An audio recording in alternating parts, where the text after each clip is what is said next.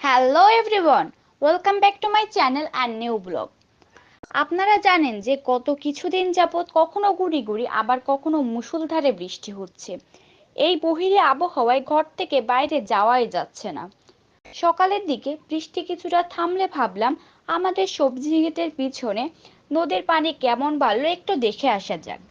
আম্মুকে সঙ্গে নিয়ে নদীর পাড়ে গেলাম। দেখলাম কয়েকজন মাছ ধরছেন। এমন সময় আম্মু বললেন, বাগানের ভিতরে হলুদ রঙের কি যেন দেখা যাচ্ছে। ভালো করে খেয়াল করে দেখলাম আমাদের গাছের কলা পেকে হলুদ হয়ে রয়েছে। তাও একটি দুইটি কিংবা তিনটি নয়, 4-4টি গাছের গলা পেকে হলুদ হয়ে রয়েছে। তারপর আমি আমার আব্বুকে ঘর থেকে ডেকে নিয়ে আসলাম। আব্বু এসে এক এক করে 4 খান কলা কাটলেন।